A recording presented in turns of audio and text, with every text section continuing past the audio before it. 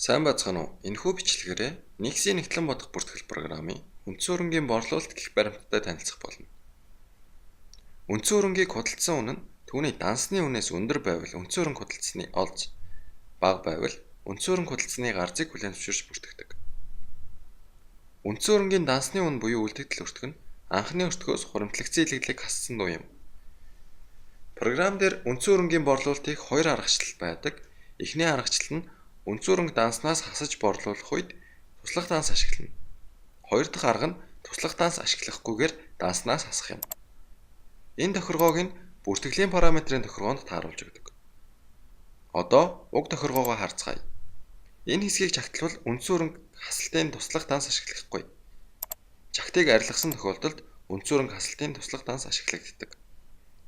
Одоо туслах данс ашиглахгүй гэж тохиргоо өгөөд гүйлгээ хийвэл ямар дансны бичлэлт хийгдэх талаар харцгаая.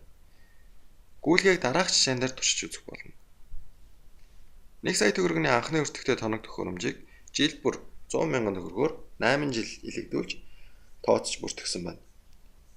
Тоног төхөөрөмжийг 9 дахь жилийн дундуур А хувилбар 100,000 төгрөгөөр, Б хувилбар 280,000 төгрөгөөр борлуулсан гэвэл үндсэн хөрөнгө борлуулалтын олз гарзыг тооцож бүртгэв. Үндсэн хөрөнгийн дансны үнэний тооцоол энд харагдаж байна. За уг жишээ гүйлгээг програм дээр хийхийн тулд үндсэн хөрөнгө болон бит бус хөрөнгө дэд системийн навигац самбарын үндсэн хөрөнгө борлуулах гэх цэс рүү орж баримтыг үүсгэнэ.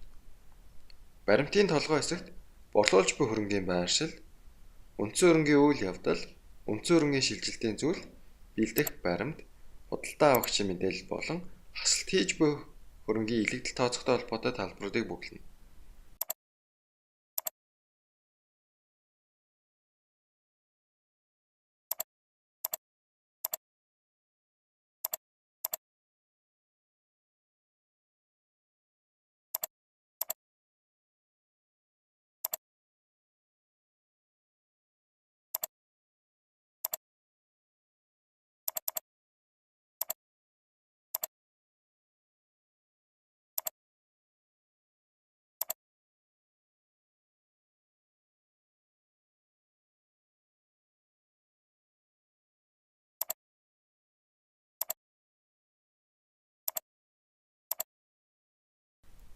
Хүснэгт хэсэгт борлуулж буй хөрөнгийн мэдээллийг оруулж өгдөг.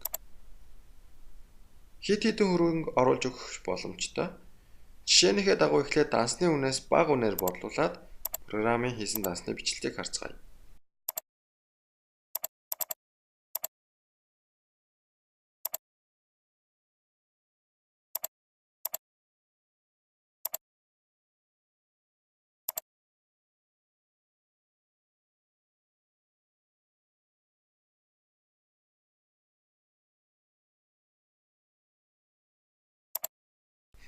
$150,000 төгрөгийн дансны үнэтэй хөрөнгийг 100,000-аар борлуулсан учраас 50,000 төгрөгийн гарц гарсан байна.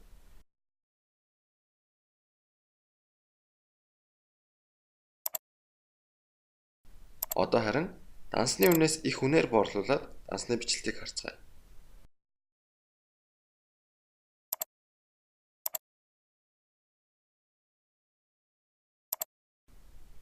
$150,000 төгрөгийн дансны үнэтэй хөрөнгийг 280,000-аар борлуулсан учраас 130,000 төгрөгийн ашигтай гарсан байна.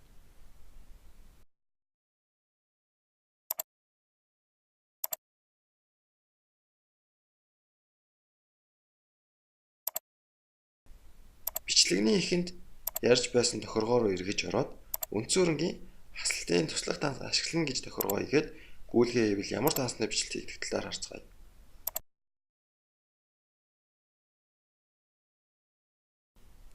Эхний хэсэгт туршиж байсан баримтаа дахин баталгаажуулаад дансны бичлэлтийг нь харцгаая.